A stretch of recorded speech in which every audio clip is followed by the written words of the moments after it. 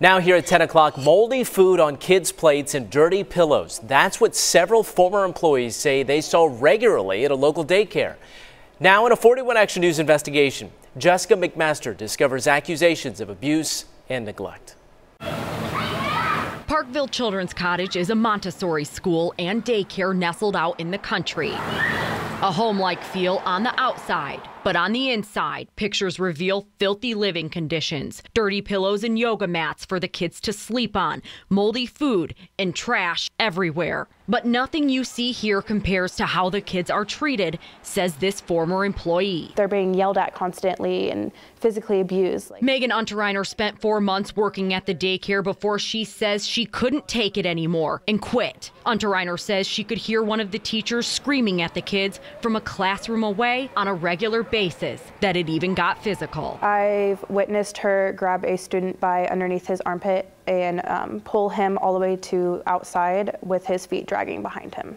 She also would tell them to shut up, leave them in their poopy pants or wet pants, and tell them that they were babies if they did wet their pants. The children she's talking about are just 2 years old. They would want comfort and they wouldn't get it, so they would just sit there and cry. Unterreiner says she repeatedly took her concerns to the owner of the daycare, Catherine Lear. And she'd be like, oh, she's just doing tough love. That's just how she is. We spoke to 5 other former teachers from the daycare who back up Unterreiner's claims. I felt taken advantage of as a parent. Jamie Ferguson pulled her child from the daycare last month. It was always messy. It just felt chaotic.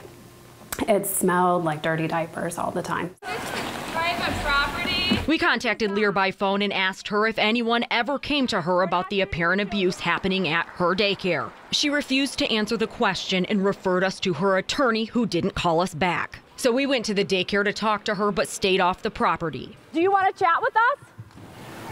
No, thank you. Because we have some questions. I'm not interested in talking. It's not the first time the cottage has made headlines. Last year, a yoga instructor there was sentenced to 10 years in prison for molesting one of the children. And here's the thing, since the daycare operates as a school, the state does not require it to have a license. You're asked to follow all state regulations, but it's also an honor system.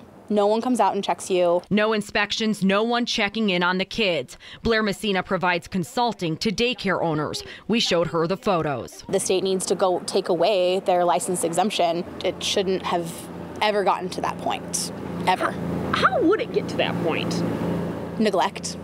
Neglect of the children, neglect of the facility. And then there's this photo. When it comes to the food, Unterreiner says there's never enough. We'd have kids that would eat and want more, and we didn't have any more to give them.